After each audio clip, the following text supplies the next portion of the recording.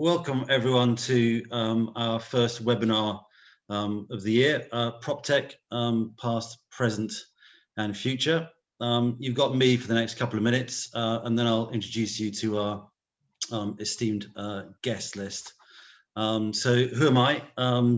My name is Guy Windsor-Lewis and I'll be your mediator today. I'm the founder and CEO of Locale, now a group of companies that specializes in digital property management and communications. The company's been around since 2005, working with landlords and managing agents in the UK. We work across all sectors and currently service about 1,000 buildings in the UK and Ireland.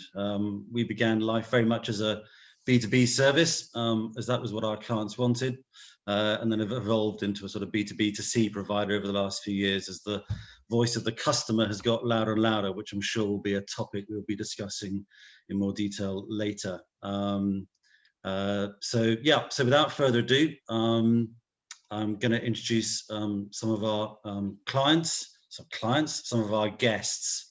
Where are we on this? So we're going to start with Dan O'Gorman, and we're privileged to have these guys here today. Starting with Dan, our very own Chief Product Officer, and then moving on to Annie, and then Eden from WiredScore. Do you want to say hello or? Hi. That's great. That's good. Thank you, Annie. So we'll start with Dan, who's been with Locale for about 10 years now, and he has the unfortunate job of being tasked with developing our products and services. And he's going to talk about the past and what's changed. Then next up will be Annie Panteli. Annie's been in the FM world for over 15 years now. Still looks about 25. I know you look gorgeous. Working on probably two of the most iconic buildings in London, I reckon. And we met her first in 2011 when she was working at the Shard, but more recently has been north of the river, working at 22 Bishopsgate. And then last but not least, we have Eden. Eden is currently Director of Expansion for WiredScore, the International Digital Connectivity Certification for Real Estate. It's a bit of a mouthful. Eden started his career at KPMG in their consulting practice, where he advised corporate clients around technology risk. And then he joined WiredScore in 2019 to head up their expansion into new international markets. So introductions over. I will quickly explain what the format's going to be. So I'm going to give a very brief account of my personal journey in PropTech, and it will be brief. We'll then go on to young Dan and talk about the past and what his view is there. And then we'll go on to Annie, and then we'll finish with Eden. That will be the format. And then we've got a bit of housekeeping. We are running a Q&A section at the end, so feel free to use that Q&A button. Plus also, we will be recording this. We've got Unisu guests as well with us, but I don't think they can access the poll, but you can access the Q&A if I'm right on that. So please do feel free to use the poll. And I think that is about that. So do use the poll, which should be available on your screen. If you can't access it, then use the Q&A. And Caitlin, I think who's sitting in the background somewhere. Thank you, Caitlin, for organising all this. We'll come to your rescue. Right. So I'm going to stop sharing my screen and come back to. Can everybody see me? That's good. So my personal journey, and I promise to be quick on this because I can go on, started in about 97 actually, so pre-Locale days, working for MEPC at their Bedfont Lake scheme, and it was very simply just a basic sort of communications portal, but trying to talk to about 1,500 people within a business park just outside Staines, which we did very effectively. And then we put customized things in there, like linking into the Ocado or the Waitrose at Work shopping area. We built a very fancy GPS tracking system on their buses, courtesy coaches, which were going from the airport to Staines and back to that. So it was basically the sort of the birthplace, the naissance of what then later became Locale and the portals. And effectively, that then moved into trying to digitize, being the sort of the building block of digitalization for these buildings.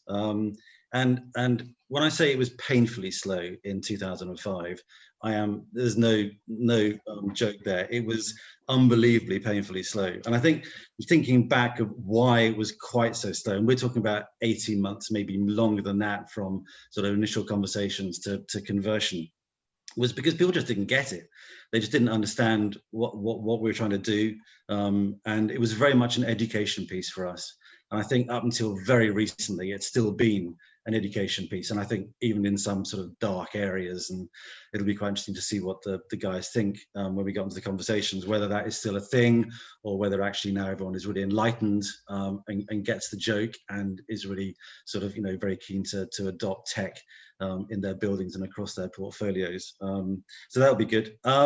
So the major changes for me, I think, have probably been the last 2 or 3 years have been the growth of the consumer influence. And I know we'll probably come on to talk about that. The adoption of tech is still, I think, really slow. And I think it's now, even though you've got some enlightened asset managers sitting at the top of a lot of the landlords and the managing agents, I still think you've got, as Eden said, at a seminar of ours 2 years ago, you've got the murky middle, where you've got that bit in the middle where people just are resistant to it. And yeah, Eden, that still sings very true today. And then you've got this balance of all the very, very new shiny stuff coming out, which is very attractive. But then what choices do people want to make? So do they want to go with a custom built system, which is hard to maintain, or do you actually want to go with a sort of a more portfolio approach, where price is going to be cheaper, but it's not going to be so customized? So anyway, that's the sort of my background on this. So been around for a while, so in pretty sort of good position to be able to comment on this, I think. But I think, having said that, should we see if we can move to start with Dan, and what your view on life is, Dan, and talking about the past. What was it like when you first came in? Because you were a young man then. I know. I mean, I've aged quite a bit over the last year. I think most people have, but yeah. Had the pleasure of being kind of CPO at Locale for 10 years now, which is a slightly scary thought. It's interesting when you think about PropTech and the evolution of PropTech. The term PropTech really started trending around kind of 2017, 2018. There's no real glimmer of PropTech as a thing before then. But of course, technology was still applied to the property sector prior to that. So, Guy, you obviously started Locale in 2005. You've got companies like CoStar, Yardi started in the 80s, MRI started in the 70s, around the same time as kind of Microsoft and Oracle. So it's not necessarily a new phenomenon, but it's obviously reached this explosion in recent years, this interest and this kind of rapid adoption. So, I mean, going back to when I started with you 10 years ago, it was a completely different marketplace at that point. I mean, we worked on some interesting projects. We're not going to mention any names, yeah. But we can mention the Shah because Annie was there, and obviously that's the connection. Exactly. But again, it was still very, very relatively basic in those days. It was basic, but it was also, because people didn't really maybe understand the benefits or the approaches, it was also very custom. So with the Shard, it was obviously hugely consultative. We worked with you at the Shard over a period of years, Annie. Everything was built to spec around your workflows. And we had a number of projects like that at the time, whether it was kind of resi, automating. It was typically process automation. So connecting different stakeholders within the built environment and kind of using the cloud and using technology to deliver efficiencies between those processes and between those people. It was hugely bespoke, and by the extension of that, I guess you got to kind of educate those people and educate those stakeholders on the benefits and kind of get them on board. But in recent years, and what we've seen at Locale is the balance has tipped, and we're now we've got this portfolio of SaaS products and we're getting scale. And so that's reliant on an understanding from the end user and from the market about the benefits just out of the box. And that has changed massively over recent years. So yeah, jumping back 10 years, Guy, you had all these different stakeholders, very siloed kind of individuals, very siloed and isolated, fragmented processes, no real data, so no real visibility. So say you had a managing agent with a portfolio of properties, you wouldn't actually really know if those properties were being run to the same standard or the same quality, which ones were doing well. You had no real kind of means of benchmarking them. And so a massive kind of driver for adoption has been not only to provide kind of operational efficiencies, but also kind of give visibility over the performance of the portfolio as a whole. And that's a trend that we're seeing more and more of. So data is obviously a huge topic at the moment. Previously has just not been able to kind of be gleaned. Like, what is your KPI for a property? How do you determine whether that property is operationally efficient? And so that was probably the first obstacle that we tackled. It was the nuts and the bolts of running a property. It's interesting, isn't it? So what do you think that we did back in the day that actually is just a non-thing now? Is there anything specifically you can remember or not? I don't know. Andy's chuckling away there. What that we spent a load of time looking at, but actually it's just a non-thing now. Putting the weather in the portal. Guy loves that. He still loves that today. They don't judge him. Yeah, I think it was the assumption that people would go to a portal or a property page and get information that they could just get from the BBC News or from the weather forecast or something like that. Like, realistically, people are not going to wake up first thing in the morning and go and check their property page. It's just I remember one client. I don't know if I probably should say this or not. Caitlin is going to go, oh no, hold their head in their hands. But I remember, and we suggested that we put on as part of the whole consumer sort of information. And this is 2006-07, so we can put sort of, you know, one of the right moves or Zooplas on. We can put sort of, you know, jobs, and we can put a sort of a dating thing on for people who want to go. And he said, there's no way we're going to do that, because what we're saying to our beloved tenants is you can, you know, get a girlfriend, you can get a job, and you can move house and basically business. And he said that just is not going to fly with the tenants at all. And he's like, yeah, you're probably right about that. It's an interesting point, though. We used to work with a lot of resi buildings. I mean, we still do, but it was more consultative. And so there was always this idea of getting the residents on board, because to have a good process, you need to involve all the stakeholders, and they're one of the key stakeholders in getting, you know, the process up and running. But they never wanted them to talk to each other. They wanted to actively avoid any sense of community or any sense of networking between the people in the building, because they thought it was just a recipe for disaster. They would start, you know, slandering the management company or whatever it may be. But of course, you're not going to stop that activity by not providing a forum for it. All you're going to do is mean that they go onto Facebook and create a group for their building and complain there, or go into a public kind of Google reviews forum and do it there. So that's a better to be transparent and have it and know about it than like just, oh no, we don't want to know about that at all. Exactly. Bury your head in the sand, or actually act on the information you're being given, and that has changed massively. So do you think clients' attitudes have changed to this? So, because obviously the whole thing has moved, hasn't it? So what do you think have been the main sort of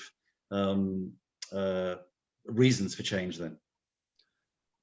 I mean, where to start? I mean, technology is the kind of the undercurrent for all of this. The technology has obviously enabled these advancements. So the ability for us to kind of connect different stakeholders in an environment is reliant on the cloud and it being a kind of SaaS application. But if you jump back kind of 15, 20 years, you would have had the security guys with the dusty server in the basement with the access control system on it. You would have had the front of house team with their own independent desktop machine that's where they would have run visitors. And if you wanted a visitor in the building, you would go and tell the front of house team or email it down.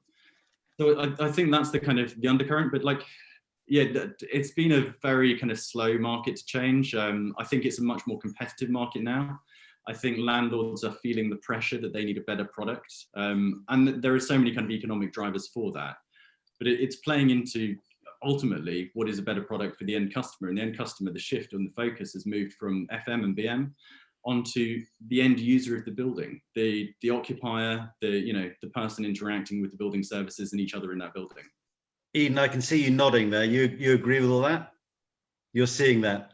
Yeah, absolutely. I think the focus, and this is, I know, something they've done really well at 22, is focusing on the end user. What is the end user's experience? At the moment, a lot of people are talking about touchless technology, and there's ways of delivering that using technology, where you have technology to deliver touchless this, or you can put a concierge at the lift who goes and presses a button for everyone, so no one actually needs to press the button to the lift. They both deliver the end user, the same user experience, and it's all about deciding what's the best way of delivering that to sort of achieve the cost efficiencies which you want to achieve in a building. If you approach it from a user experience outcome, it makes it easier to measure, are you delivering tenants what they want? It's interesting, isn't it? And Annie, would you agree with that or not? Yeah, absolutely. I think there's two end users in our scenario for sure, which is of course the customer and the resident and the guest and everyone else, but it's also the people providing that service. So what is technology now doing for the people that are running the building, and how are you attracting the right talent to provide that service to stop that forum being created where people complain? So it's got two audiences, not just the guest and the resident, but the person providing the service as well. Interesting. Okay, Dan, thank you for that. I think we're going to just gently sort of move across to Annie, talk about present. So we were talking before the webinar started, and talking about some of the sort of the major changes that on sort of, you know, Dan and I are on sort of the agency side, I guess. So we sort of have one viewpoint, but you're the client, or you're our client. You're the sort of actually at the coalface having to deliver all this stuff. So what are the major changes you seeing from, I can't believe it's 2011 when we first met. God, Yeah. isn't it? Yeah. So when we first started doing business together, what are the major changes you've seen? I think for me, one of the key observations is a big shift from like the traditional offering of technology providing like this concierge service of, you know, coffee to your desk, dry cleaning provisions, all that sort of stuff, to being a functional, practical tool. So something that actually makes, okay, of course, all of those other things enhance your experience, but what technology is doing now is making your journey much less frictionless and more, it doesn't get in the way of anything, doesn't hinder or hamper your use of that building, and that's what technology is enhancing now. So reducing that check-in process, having to get your pass out of your pocket and all that sort of stuff in terms of a resident or a visitor. And then I think from my side, in terms of how we provide a service to our tenants and our customers, it's a big change that I'm noticing is like a need for data transparency. So it's all well and good saying, oh, you know, we've got these great systems and they provide this great frictionless experience. But what we're met with probably more often than any other question is, what are you doing with my data? What are you watching where I'm going? Can you see what I'm doing? Can you look at my phone? And that need for complete and utter transparency, not just to your FM lead or your chief technology officer of your tenant, but to every single user that's coming into the building. And where is that coming from? Where is that drive for data transparency coming from? Is that coming from the tenant FMs or from the customers, that we call them now, the occupiers? I think it's coming from the fact that technology is more accessible to everybody that's using the building. So before it would be, you know, the tenant FM using the portal or the maintenance person using the help desk, whereas now you've got technology available to your 200, 300 occupiers, and they're all interacting with that. So I guess a lot of it is just where the industry is at the moment and how regulations have changed. But I think it's because we've got an expanded audience of people using the technology. Okay, and Eden, again, you're nodding to that. I think that data piece and privacy is incredibly important. We only need to look back, whilst it's outside the property sector, we only need to look back on the last 3 months where managing data privacy changes hasn't been done very well. Earlier in the year, when WhatsApp decided to update their privacy policy, it wasn't going to affect the majority of consumers. It was only going to affect WhatsApp business users. But all of a sudden, you had a big shift of people moving away from the product. People who had immense buy-in because they'd been using it for 6 or 7 years and were sort of wedded to the platform.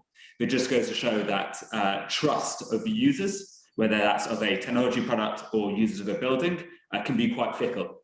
And if you do something wrong and you don't communicate it well, then all of a sudden you can have a big shift away from it. Yeah. I mean, I wouldn't say my mum is a good barometer of whether to use technology or not, but she'd started using WhatsApp And then after reading about the privacy policy changes, she ended up deleting it. I wouldn't say everybody's like that, but I think there is a large portion of the population who may not be fully aware of how their data is being used and are naturally distrusting, and therefore anything which might suggest it may not be managed or there may not be the right governance in place, they'll move away. Dan, have you seen this in what we do? I mean, I completely agree, and it just seems to be reflective of the fact that the primary stakeholder has changed onto the end user of the building, and so it's become a consumer product, and so people treat it in the same way. People have obviously become a bit wary about how social media companies use their data and maybe use their data against them in certain instances, and so I think they're starting to treat these products in the same view. I mean, yes, it's a B2B product essentially, but they're using it for their kind of personal interactions, and so they probably give it the same scrutiny they would their online banking system. Yeah. Definitely. And the onus is on the provider like ourselves to then make sure that that is then fit for purpose. Yeah, exactly. So Annie, just picking up on that theme then. So where, again, we talked about this before. So the shift has gone definitely from our point of view from B2B, where the occupier or the consumer really was not a consideration 10 years ago. It just wasn't, and even for the guys in buildings like yourselves, it wasn't, they weren't part of the phase one. It was definitely phase two, phase three before we got them involved. So where does this end then? So I'm curious. So we've gone from the focus being on the FM and the building to the tenant FMs to now the occupiers and the customers. So where does this end, or doesn't it? I mean, are we just completely beholden now and not listening to the tenant FMs and the building management staff who know how to run these buildings? Are we just going to listen to the consumers? I think it's a very good question, really, but I think it's all dependent on the offering that you have. So if you're looking at a big shiny commercial building, then your customer doesn't go much further than your guest or the people that are interacting with your asset, or potentially your neighbours and people around you. I guess it is limitless to an extent, but you have to be true to the product that you're offering. Like for us, we want to offer this inclusive culture to everybody to have a voice and an ability to communicate with the people that are looking after them. And that's what we have to be true to. We have to stick to that functionality and listen to the people that we're trying to service. Whereas when you take another asset, that me working for JLL and the other kind of different buildings and developments that we've got, there's huge big public realm spaces. There's huge like land scrapers, if you like, as opposed to skyscrapers. And I guess to that extent, there's a different audience. You need footfall, you need people coming to drive revenue into your building. Whereas for mine, it's a private building, so it's a bit different. So I guess it's really about understanding who you're trying to attract and serve before you can then decide, does it have to end? I think that's very true. I think you've hit something on the head there, because again, the growth of the mixed use space and the public realms within those mixed use space. I know there are a couple of people out there who've been nodding vigorously to this one. And that is true, because they are much, much more sort of customer orientated. So the inclusion of retail and residential in these big sort of mixed use sort of, almost sort of, renovation areas. Eden, do you see that as well? Yeah, and you may remember from the last event of yours I spoke at a couple of years ago, when I talked through at KPMG what we've been doing in the space, we had a differentiation between the customer and the consumer. The customer is the person who signs the lease. The consumer is the person who uses the space on a day-to-day basis. Yeah. In commercial real estate, often that's quite similar, but as soon as you move to mixed use, that can be very different.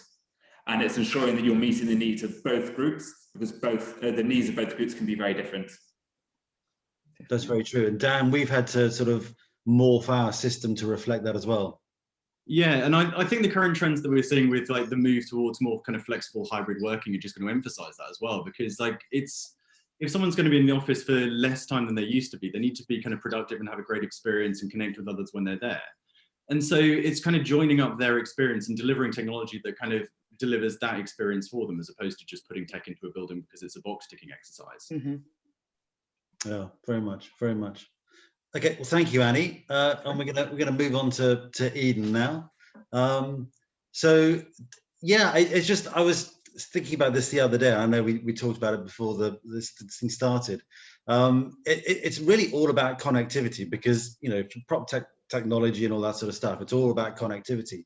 So I'm curious, is this, because you're what, the Global Expansion Director? So a very elaborate title. All delusions of grandeur. That's a very important role. So is this now a thing? Are people, is like connectivity is just taken for granted now, and excellent connectivity is taken for granted? I think the last 9 to 12 months have really reinforced to people the importance of digital connectivity.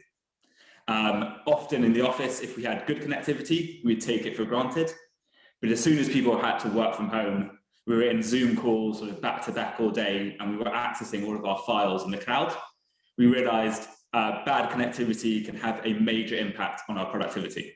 I'm sure we've all been in calls where somebody has dropped out, where the audio stuttered, and that has really sort of disrupted the flow of the conversation. Or even last night, we were delivering training to Australia, and the person delivering the training just dropped off completely. And then things like that can have a big impact. Yeah. And now as we look to come back to offices, we're starting to think, okay, my internet connection at home might not have been great. How can it be ensured that when I go back to the office, it is a better working environment? We would love it if all buildings had fantastic connectivity, but unfortunately, this still isn't the case, even in 2021. And so, are people in denial, or they're just like saying we don't need it, it's not a thing? I think it's probably more the former. Recently, I was talking to a developer in the Dutch market. They were building a 300,000 square foot new development, which is going to be sort of in use for at least 30 or 40 years. And there were some fundamental things which they hadn't planned for and had got wrong. So all of a sudden, this building is not fit for purpose on day one, let alone what it's going to look like in 5 or 10 years' time. And if they don't get these things right now, there's going to be an extremely expensive CapEx bill to retrofit things to meet tenant needs. That's astonishing. I mean, Annie, I'm assuming that's one of the first things that you looked at. Yeah, but I think she says, I think it's kind of unfair, really. For like, it's easy for me to say that because of the developments that I've worked on. They're big, shiny new things, so it's easy for me to say that. But it's definitely, yeah, it goes without saying. That's what everyone asks. That's what everyone needs and wants when they're coming into a building like ours. But of course, not everyone is in the same position that we are. So that's a challenge. So Eden, going back to this murky middle, because it seems to be everywhere. I thought it was just us. So what do you do? What do you do with a client like that who is just basically not accepting, where they should be? And also, they're effectively shooting themselves in the foot, aren't they? I think in some markets it works in our favour. So, for example, if you look at the UK, in London, 50% of new developments have been certified by us. And the City of London now written in their city plan that all new developments should undertake a digital connectivity certification. So that is when you've got sort of top-down efforts there to say, we know this is important to create the cities we want of the future. In newer markets where connectivity hasn't necessarily had the same level of scrutiny, part of it is about identifying the personal experiences which these people have had. That's a lot easier now. You talk about when they're working from home, they recognize and they can personally identify with that problem. And then all you need to say to them is, okay, you now multiply that up around 1,000 people working in your building.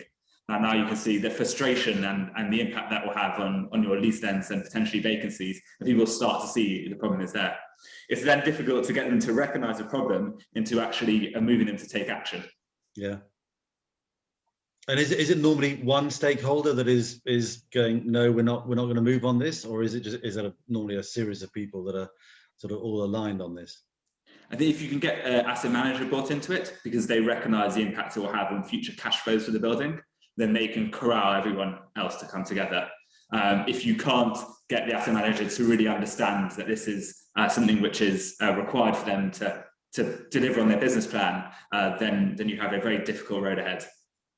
So do you see some countries who are sort of really flying in terms of, yeah, we'll adopt this certification? I'm still sure there are other certification schemes out there apart from you guys, but are there some countries that really have adopted this sort of nationally and said, right, that's the edict and we're going to do this, and other countries that you'd expect to be there but maybe not? Yeah, I think a lot of it is based around public opinion or tenant opinion about buildings. So going into the Dutch market, I very much was with the view, you know, there's some fantastic developers there who've created world-renowned buildings, particularly world-renowned smart buildings, and therefore connectivity will be very high up on the agenda. For some buildings it is, but as soon as you start to scratch below the surface, some very basic things like mobile coverage is not ubiquitous across a lot of the new developments. One of the first things a tenant will do when they look around a new office, they'll take out their mobile phone and see if they can get signal. But in a lot of the new buildings in the Netherlands, you walk in and you can't make a phone call. This problem is only going to get worse with 5G. And so this needs to be tackled sort of up front.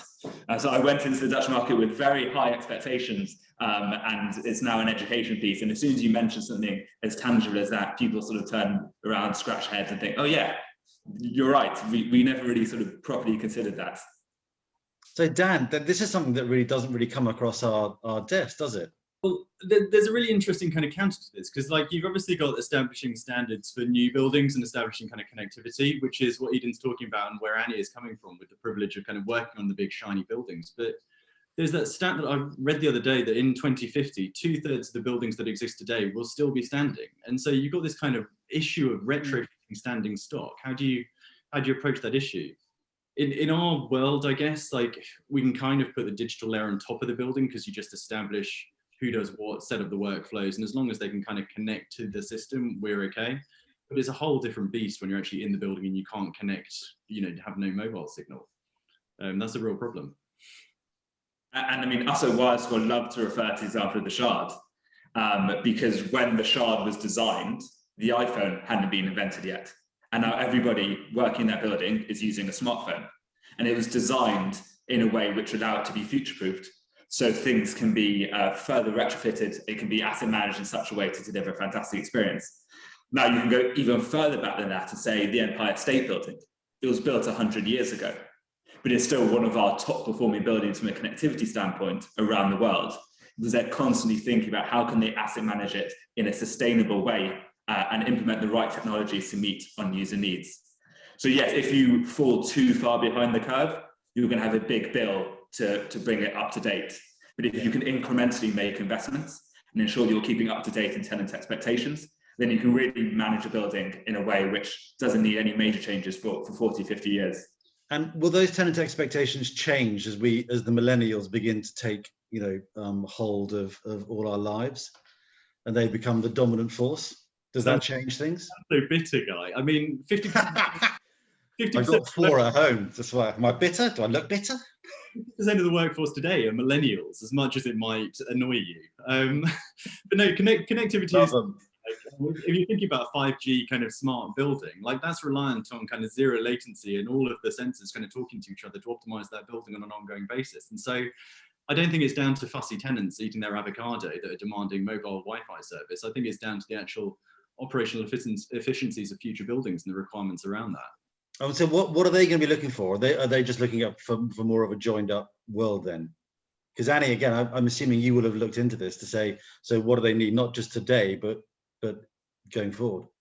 Yeah, I think it's just ease, isn't it? Like they want from my experience, it's like I just want it to be simple, to be sophisticated, and in a way not really have to understand what's behind the scenes. Like I don't want to know if whatever system I'm using has connections and APIs and interfaces with 75 different systems. I just want it to work. I want it to be reliable, and I don't want to have to talk to somebody every time I forget my password, or it logs me out, or it goes up instead of down, or whatever it is that button I've pressed that doesn't do what I expected it to do. And it's just that simple sophistication is not this clunky, you know, advertising tool, if you like. I want it to be a remote control for my building that it makes my life in that space easier. And like Dan said earlier, I'm probably not going to be going in there every single day 9 to 5 like I used to. So when I go there, let's make it really great and put everything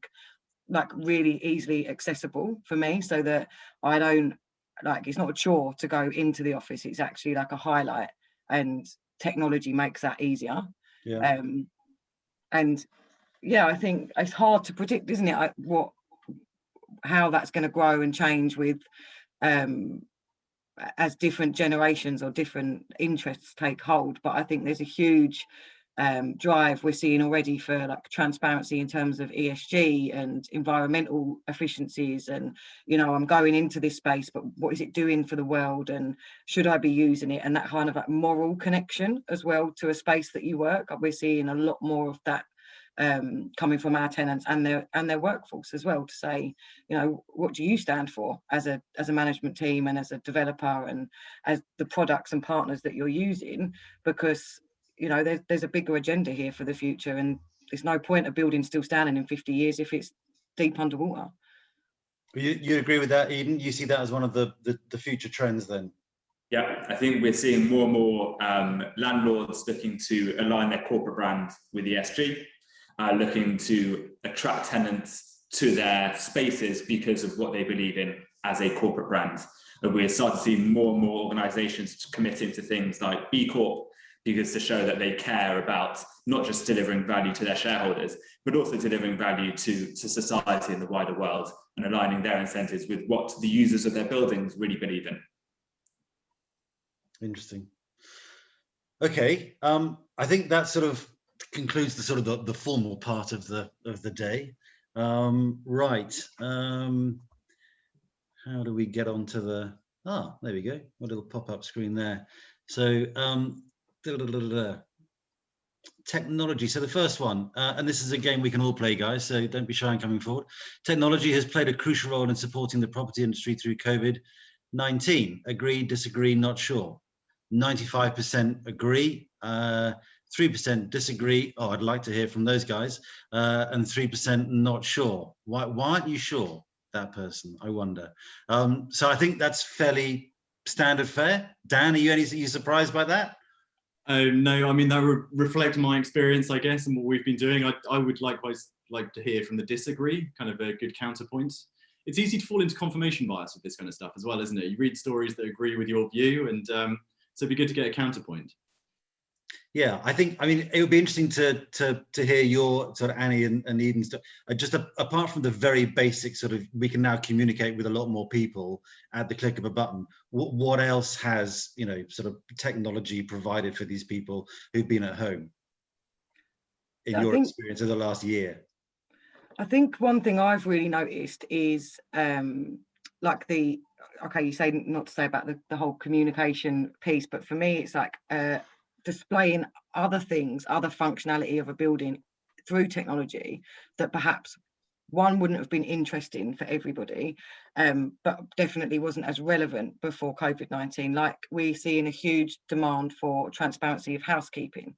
For example, when was this space last cleaned? How clean was it? When is it next due to be cleaned? What are your swab sample analysis results for this lift button that I may have to press, or somebody may be there pressing for me? And just having a platform to be able to share that with people is invaluable, and also reassuring if you're wanting to attract people back into the building in the first place.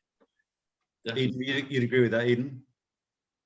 Yeah, absolutely. But I think, so if we take that one step further as well, there is now going to become a shift, not just when was this last cleaned, when will it next be cleaned, but when was it last cleaned and how many people have used it since then?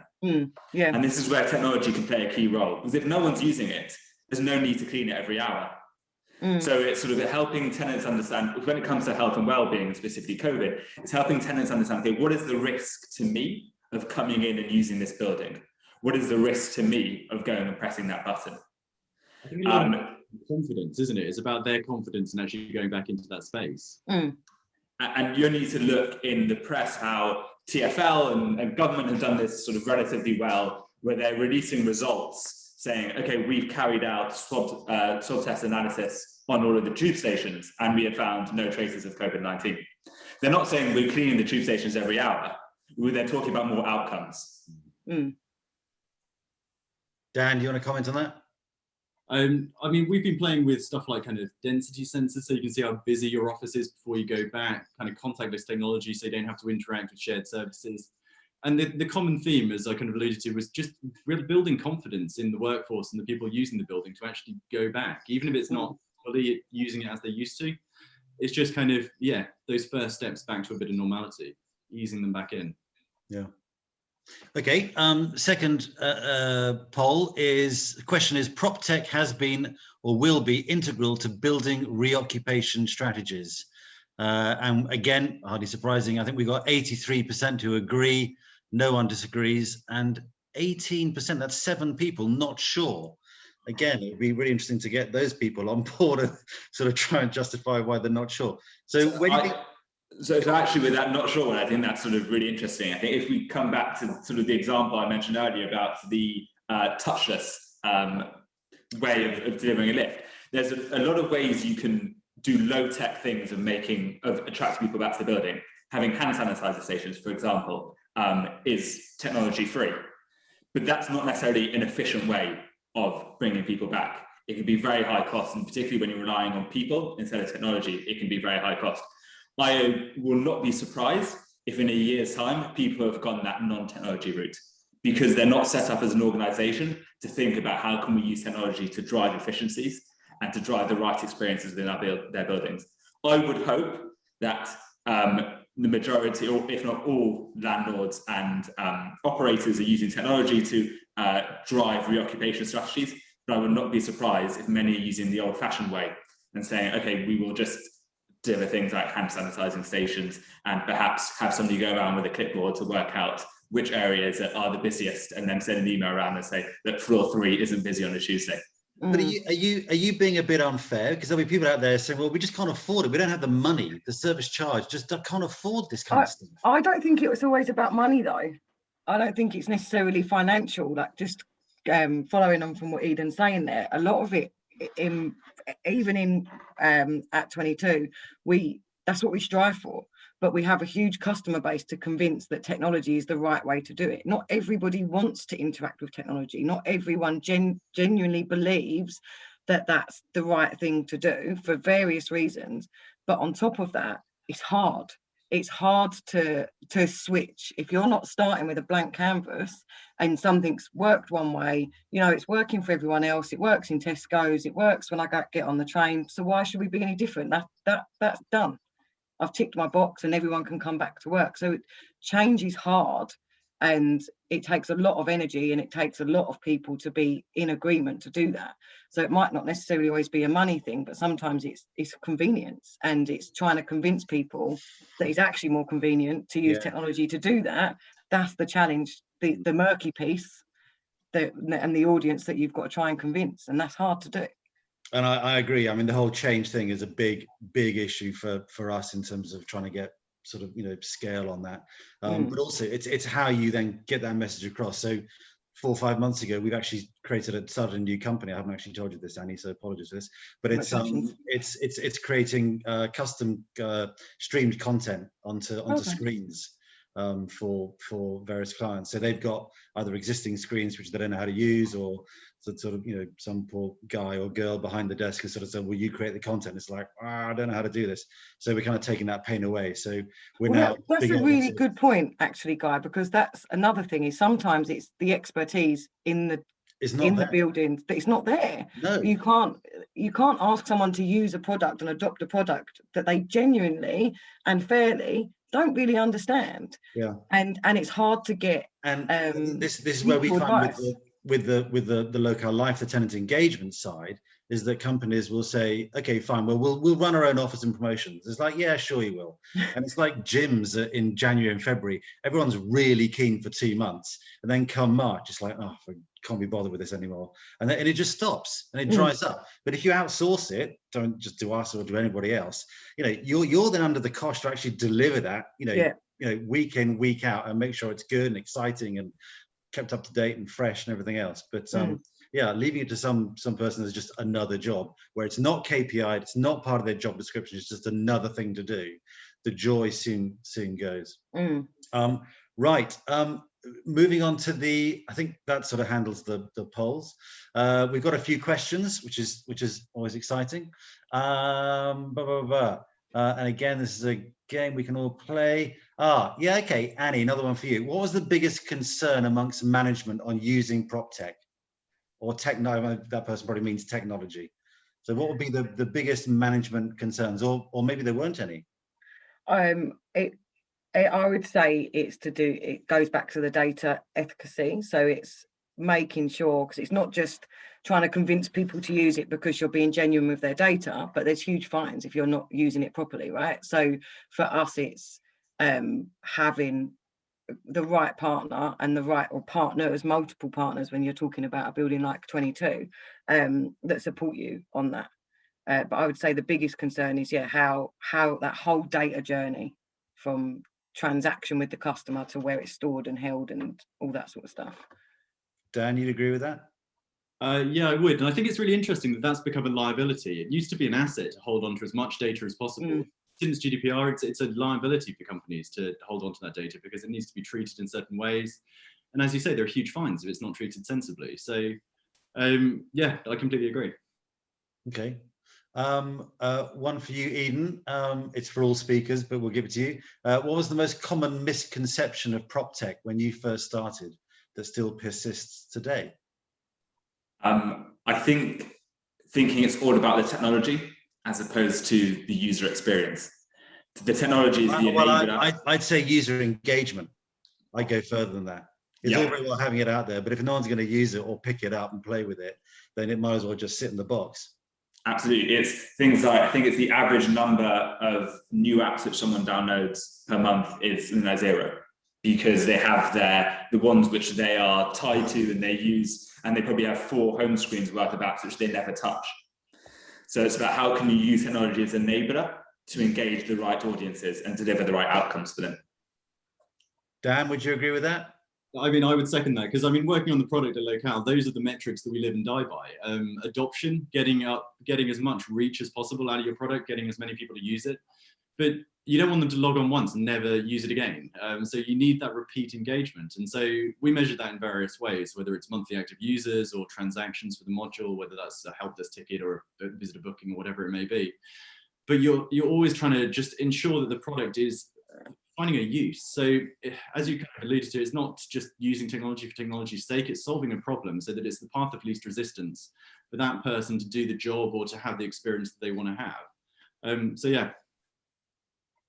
Okay, interesting. Nice question here. Will portals and connectivity ever remove the need for building managers in medium-sized buildings? Never.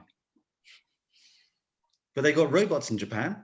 It's happening. No, we've got robots at 22, but we still need to clean it. You can't talk about Danny like that. That's I think he's on here. No, sorry, absolutely not. Absolutely not. I think if anything, it will expand the demographic of people that work in building management and asset management. It'll attract different people to work in that industry. But when you're in the service industry, which is what running a building is, you can never replace that human effect. It's interesting, isn't it? Because I think when Dan and I sort of going back 10 years now, or 15, even back to 2005, one of the scare factors was you bring in technology and you'll make the front of house people redundant. And it was like, no, that's actually quite the opposite. It's just giving you more information to do your job better. And actually it creates more roles within that because you find out what actually people need. I mean, Dan, do you remember that? Yeah, well, of course. I mean, it's still a bit of a scare factor. It hasn't gone away, but we're coming at it from, we're automating the admin. No one wants to sit and do data entry or all that kind of stuff. And that's where the errors occur. So we're kind of automating that away, but by extension, it provides more time for the staff to actually focus on what the human element is. And that's kind of interaction. It's that connection with the occupiers. Yeah, I think that look, it goes without saying what we've been through this last year. People need people. Right, we can't work like this for the rest of our lives. Like maybe it's just me, but I'm desperate to go back to work and it be safe to do that and see people and interact with people. And of course technology will play a huge part in that, but it will never completely replace people, not in our lifetime. No, I agree with that. Right, we've only got a couple of minutes left. There's a lovely one here, and I absolutely, think this is good. Consideration to extensive over 55s developments, so retirement homes, which are increasing in the Rosie market.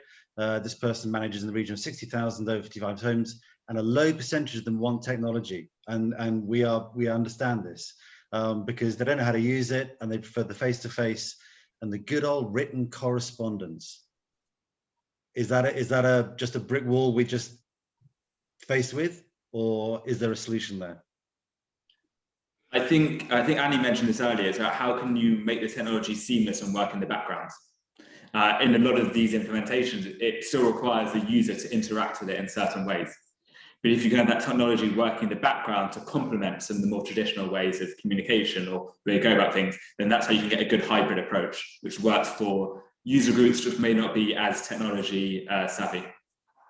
And I think it goes back to as well is why do you need it for those users? What purpose are you trying to improve for them, or what experience are you trying to change for them? But for the staff that look after the asset and need data on the asset and are running that property, then yeah, of course that's a different demographic, right? But yeah, knowing your audience and why you're doing a certain thing, maybe the time's not right for that just yet. Yeah. I mean, it's a massively growing market. I mean, the number of kind of OAP essentially kind of units and homes is set to increase by about 160% over the next 5 years, I heard. And so you're completely right. When we build stuff, we always start with who are we building this for and what problem do they have that we can solve with technology. It's not just how can we apply technology to the sector. It's start with the person and their experience and then make that better, essentially. Okay, got a couple of minutes left. So I've got a couple of questions for the panel. So do you think real estate is in a good place? Do you think we're progressing at a good speed, picking things up, going the right direction? I'm going to start with Eden on this because he's laughing. I think we're at a fork where we can carry on as we are, or we can, in the office, the sort of commercial office market, we can rethink about why you'll want to come to the office. Why originally did people come to the office? Is because they're more productive there. They had social interactions. And how can we rethink about creating spaces which go back to the core reason why you want to come to the office? I think if we look at the last 12 months, which has been really fascinating, is if the pandemic had only been 6 weeks long or 3 months long, there would have been a greater shift to people remaining working remotely.